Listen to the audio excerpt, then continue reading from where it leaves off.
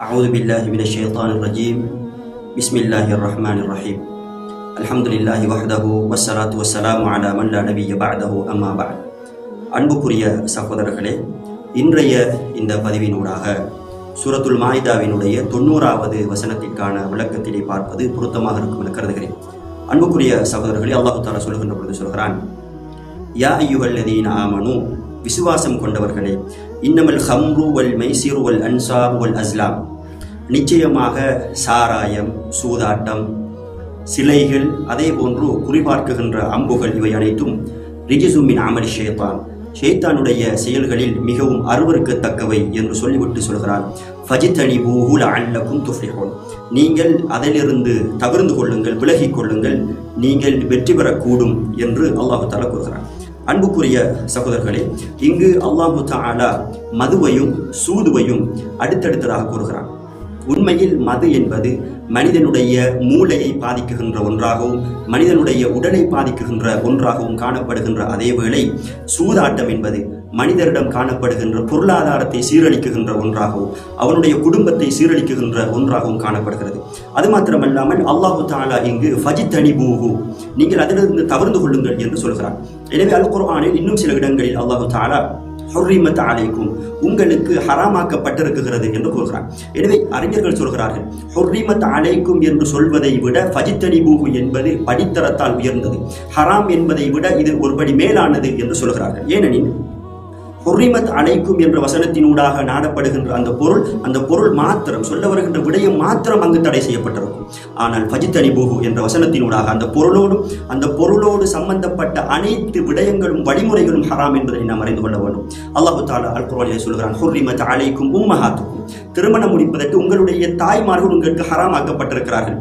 எனவே அந்த தாய்மார்கள் திருமணம் முடிப்பதற்கு மாத்திரம்தான் ஹராம்.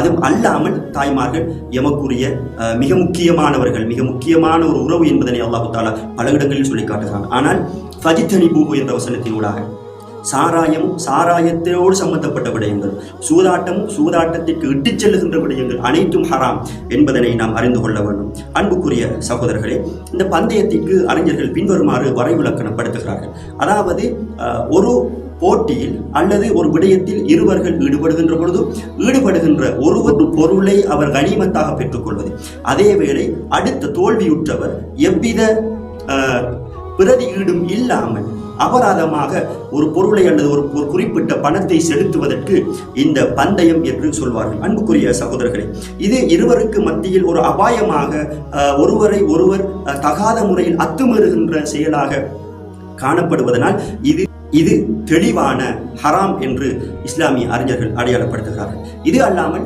இருவர்கள் போட்டியிடுவார்கள், அதற்குரிய பிரதியீட்டினை, அதில் வெற்றி பெறுபவருக்குரிய ஆதாயத்தினை மூன்றாவது ஒரு தரப்பினர் செலுத்துவாராக இருந்தால் அது அனுமதிக்கப்பட்டிருக்கிறது. ஏனென்றால் இம்மா கானிமன் வ இம்மா காரிமன், ஒன்று பந்தயம் என்பது, ஒன்றில் அவர் ஒரு பொருளை இனாமாக பெற்றிருப்பார், இன்னொருவர் அபராதமாக அந்த பொருளினை அவருக்கு வழங்கியிருப்பார். இப்படி வழங்கியிருந்தால் இது ஹராம். எனவே இங்கு மூன்றாவது ஒரு தரப்பினர் வெற்றி பெற்றவருக்கு ஒரு இனாமாக, ஒரு ஹதியாவாக அல்லது ஒரு சதக்காவாக ஒன்றை வழங்குகின்ற பொழுது இங்கு இது அனுமதிக்கப்பட்டிருக்கிறது. அதுபோன்று இருவர்கள் போட்டியிடுகிறார்கள். அதில் ஒருவர் கூறுகிறார், நான் இந்த போட்டியிலே வெற்றி கிட்டினால் நீ எனக்கு எந்தவித ஒன்றையும் தர வேண்டிய அவசியம் இல்லை, நீ வெற்றி பெற்றால் நான் உனக்கு ஒரு குறிப்பிட்ட தொகையினை அல்லது ஒரு குறிப்பிட்ட பொருளினை தருவேன் என்று கூறுவாராக இருந்தால் இதுவும் அனுமதிக்கப்பட்டிருக்கிறது. அன்புக்குரிய சகோதரர்களே, அது மாத்திரமல்லாமல் 5 பேர் சேர்ந்து ஒரு பந்தயத்தில் ஈடுபடுகிறார்கள், அல்லது ஒரு போட்டியில் ஈடுபடுகிறார்கள். அந்த போட்டியில் ஒருவர் வெற்றி பெற்றவருக்கு நான் இதனை வழங்குவேன் என்று குறிப்பிடுவாராக இருந்தால் இதுவும் அனுமதிக்கப்பட்டிருக்கிறது. ஏனென்றால் இதில் ஒருத்தர் அவர் சதக்காவாக, தர்மமாக ஒன்றை வழங்குகிறார், ஏனையவர்கள் தோற்றதற்காக எவ்வித ஒன்றையும் அவர்கள் இழக்கவில்லை என்பதனால் இது அனுமதிக்கப்பட்டிருக்கிறது. இதுதான் இதனுடைய பிரதான வடிவங்கள். இதனை வைத்துக் கொண்டு நாம் இதர விடயங்களை ஆராய வேண்டிய தேவை காணப்படுகிறது. அன்புக்குரிய சகோதரர்களே, அறிஞர்கள் இந்த மைசிர் என்கின்ற சூதாட்டத்தினை 2 வகையாக வகைப்படுத்துகிறார்கள். ஒன்று மைசிருல் லஹு, அதாவது கேளிக்கைக்கான சூதாட்டம் என்று இதற்கு சொல்வார்கள்.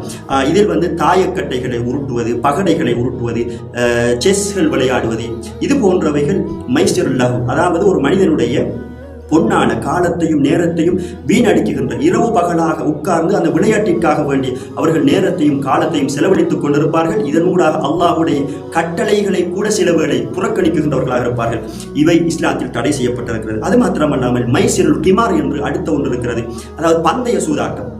அதாவது பந்தயமாக ஒரு பொருளினை, ஒரு குறிப்பிட்ட பணத்தினை அங்கு அந்த பந்தயத்தில் ஈடுபடுகின்றவர்கள் செலுத்தி அந்த பந்தயத்தில் ஈடுபடுவது, இது தெளிவான ஹராம் என்பதனை நாம் அறிந்து கொள்ள வேண்டும். ஏனென்றால் அன்புக்குரிய சகோதரர்களே, நபி ஸல்லல்லாஹு அலைஹி வஸல்லம் அவர்கள் சொல்கிறார்கள், யார் ஒருவர் பகடைகளை உருட்டி விளையாடுகின்ற விளையாட்டில் ஈடுபடுகிறார்களோ அவர் தன்னுடைய கைகளை, அதாவது பன்றியினுடைய இறைச்சியில் அதனுடைய இரத்தத்தில் துவட்டி எடுப்பதை போன்றது என்று நபி ஸல்லல்லாஹு அலைஹி வஸல்லம் அவர்கள் சொல்லுகின்ற ஹதீஸினை நாம் காணக்கூடியதாக இருக்கிறது. அது மாத்திரமல்லாமல் நபி ஸல்லல்லாஹு அலைஹி வஸல்லம் அவர்கள் இன்னும் ஒரு விடயத்தில், இன்னும் ஒரு ஹதீஸில் சொல்லுகின்ற பொழுது சொல்கிறார்கள், உங்களில் யாராவது நான் லாத்தின் மீது சத்தியம் செய்கிறேன், உஸ்ஸாவின் மீது சத்தியம் செய்கிறேன் என்று சொல்லக்கூடியவர்கள் உங்களில் இருந்தால் அவர் லா இலாஹ இல்லல்லாஹ் என்று சொல்லிக் கொள்ளட்டும், அதனை விட்டுவிடட்டும் என்று சொன்னார்கள். அதே போன்று உங்களில் ஒருவர் உங்களுடைய தோழருக்கு நீ என்னோடு வா, வந்து என்னோடு பந்தயம் கட்டுகிறாயா என்று கேட்கக்கூடியவர்கள் உங்களில் இருந்தால் அந்த பந்தயத்திற்கு நீங்கள் வைக்கக்கூடிய அந்த தொகையினை அவருக்கு தர்மமாக வழங்கிவிடட்டும் என்கின்ற செய்திகளை நாம் காணக்கூடியதாக இருக்கிறது. அன்புக்குரிய சகோதரர்களே, சமகாலத்தில் இந்த சூதாட்டத்திற்குரிய, இந்த பந்தயத்திற்குரிய நிறைய வடிவங்களை நாம் காணக்கூடியதாக இருக்கிறது. அரசாங்கத்தினுடைய அனுமதியின் பேரில் சீட்டிழுப்பு லொத்தர்களை நாம் காணுகிறோம்.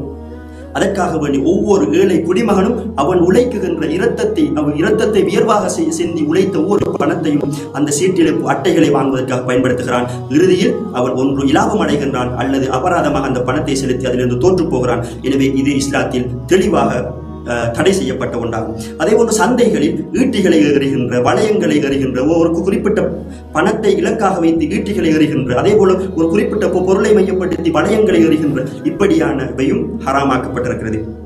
அதுபோன்று கடைகளிலே பணத்தினை செலுத்தி ஒரு குறிப்பிட்ட ஒரு வவுச்சர் ஒன்றினை வாங்கி அந்த வவுச்சர் நிரப்பி போட்டு அதில் நாம் சீட்டிழப்பில் வெற்றி வருகின்ற பொழுது எமக்கு இனாமாக ஒரு காரினை அல்லது ஒரு மிக பெருமதி வாய்ந்த பொருளினை பெற்றுக் கொள்வது, இது போன்ற விடயங்கள் இந்த சமகாலத்தில் அதிகமாக காணப்படுகிறது. அன்புக்குரிய சகோதரர்களே, இன்னும் சில கடைகளில் அவர்களுடைய ஷோவிற்காக ஒரு காரினை அல்லது மிக பெருமதியான ஒன்றினை வைத்திருப்பார்கள். ஆனால் நிபந்தனை போட்டிருப்பார்கள், 10,000 ரூபாய்க்கு அந்த கடையில் பொருட்களை கொள்வனவு செய்தால் உங்களுக்கு ஒரு வவுச்சர் வழங்கப்படும். அந்த வவுச்சரை நீங்கள் நிரப்பி போடுகின்ற பொழுது சீட்டிழப்பில் நீங்கள் எடுக்கப்பட்டால் இதில் நீங்கள் இந்த காரினை பெற்றுக்கொள்ள முடியும். எனவே இதில் ஒரு மனிதர் தேவைக்கு அதிகமான பொருட்களை கொள்வனவு செய்கின்ற, தேவையில்லாத பொருட்களை கொள்வனவு செய்கின்ற நிலைமை, அல்லது அந்த பந்தயத்தில் ஈடுபட வேண்டும் என்பதற்காக அந்த கடைக்கு வருகின்ற இப்படியான நிலைமைகள் காணப்படுவதனால் இது தெளிவாக தடை செய்யப்பட்ட விடயமாகும். இதிலிருந்து நாம் அனைவரும் தவிர்த்து கொள்ள வேண்டும். அன்புக்குரிய சகோதரர்கள், இது மாத்திரமல்லாமல் சமகாலத்தில் எமது முஸ்லிம் ஊர்களில், இலங்கையிலே கோழிச்சண்டை பிடிக்குகின்ற நிகழ்வுகளை அதிகமாக கண்டு வருகிறோம்.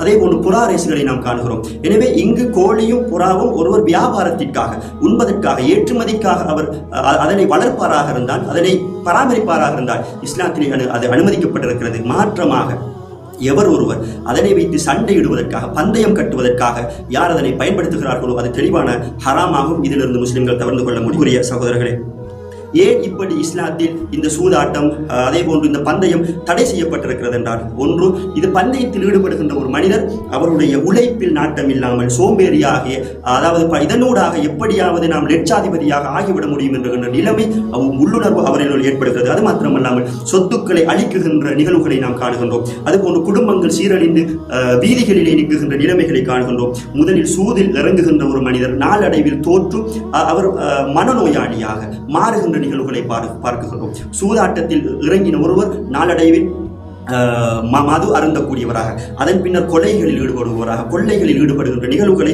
இன்று நாம் எமது கண்கூடாக கண்டு கொண்டிருக்கிறோம். அன்புக்குரிய சகோதரர்களே, நிச்சயமாக அல்லாஹ் தஆலா சொல்கிறான், இன்னமா யுரீது ஷைத்தானு அன் யூகிஅ பைனகுமுல் அதாவத வல் பகலா. நிச்சயமாக ஷைத்தான் உங்களுக்கு மத்தியில் விரோதத்தையும் குரோதத்தையும் உங்களுக்குள் ஏற்படுத்துவதற்காகவே அவன் விரும்புகின்றான் என்கின்ற செய்தியினை அல்லாஹ் தஆலா அல் குர்ஆனிலே சொல்கிறான். அன்புக்குரிய சகோதரர்களே, நாம் ஒரு விடயத்தை புரிந்து கொள்ள வேண்டும். அல்லாஹு தஆலாவுக்கு விருப்பமாக இருக்குகின்ற ஒரு செயல் ஷைத்தானிற்கு வெறுப்பாக இருக்கும். எனவே அந்த ஷைத்தானிற்கு வெறுப்பாக இருக்குகின்ற செயலை ஒரு மனிதன் செய்வதற்கு உள்ளம் கடினப்படும். பள்ளி வாயலில் இருப்பது, அல் குர்ஆனை ஓதுவது, திலாவத் செய்வது, மார்க்க விஷயங்களை படிப்பது மிக கடினமாக காணப்படும். ஒரு ஷைத்தானுக்கு விருப்பமான ஒன்று அல்லாஹ்விடம் மிகவும் வெறுப்பானதாக, மிகவும் தண்டனைக்குரியதாக காணப்படும். ஆனால் அவற்றை செய்வதற்கு மனிதன் மிக ஆர்வப்பட்டு ஆசையோடு செய்வான். எனவே அதில் அவனுடைய நேரம் வீணாகிறது. அதே போன்று கடைத்தருக்களில் குந்துவது, அதே போல கேளிக்கைகளில் ஈடுபடுவது, கேரம் போர்ட் விளையாடுவது, தாயங்களை உருட்டுவது, சூது அட்டைகளை இரவு வேளைகளில் குந்தி விடிய விடிய விளையாடுகின்ற சகோதரர்கள், உங்களுடைய நேரங்களை நீங்கள் அநியாயமாக்கி கொண்டிருக்கிறீர்கள். அப்படியான பொன்னான நேரங்களை அல்லாஹ்வை ஞாபகப்படுத்துவதில் நீங்கள் கழிப்பீர்களாக இருந்தால் அல்லாஹு தாலா உங்களுக்கு மிகப்பெரிய பாக்கியங்களையும் மிகப்பெரிய செல்வங்களையும் வழங்குவதற்கு காத்துக் கொண்டிருக்கிறான். அல்லாஹு தாலா இன்னும் ஒரு வசனத்திலே சொல்கின்ற பொழுது, அஷ்ஷைத்தானு யஇதுகுமுல் ஃபக்ர் வ யஅமுருக்கும் பில் ஃபஹ்ஷாஇ வல் முன்கர், ஷைத்தான் உங்களுக்கு ஏழ்மையை வாக்களிக்கிறான், அதுபோன்று மானக்கேடான அருவருக்கக்கூடிய விடயங்களை செய்யும்படி உங்களை அவன் ஏவுகின்றான். எனவேதான் அன்புக்குரிய சகோதரர்களே, இந்த உலகத்தில் புத்திசாலி என்பவன் அவனுடைய உள்ளத்தை கட்டுப்படுத்தி மறுமைக்காக அமல் செய்கின்றவன் தான் புத்திசாலி. எனவே எமது உள்ளம் எதில் அதிகமாக ஆசைப்படுகிறதோ, எனவே அது அல்லாஹு தாலாவும் நபியவர்களும் அனுமதிக்காத ஒன்றாக இருந்தால் அதிலிருந்து விலகி அல்லாஹுவும் நபியும் அனுமதித்த இப்படியான இபாதத்துகளில் நாம் அதிகமாக ஈடுபட்டு சுவனத்தை அடைந்து கொள்வதோடு இதனோடு சேர்த்து அதிக பொருளாதாரத்தையும் அல்லாஹு தாலா எமக்கு இனாமாக வழங்குவதற்கு நாம் அனைவரும் எம்மை தயார்படுத்திக் கொள்ள வேண்டும். எல்லாம் வல்ல அல்லாஹ் நம் அனைவருக்கும் அருள் புரிவானாக. வஆகிரு தஅவானா அல்ஹம்துலில்லாஹி ரப்பில் ஆலமீன். வஸ்ஸலாமு அலைக்கும் வரஹ்மத்துல்லாஹி வபரகாத்துஹு.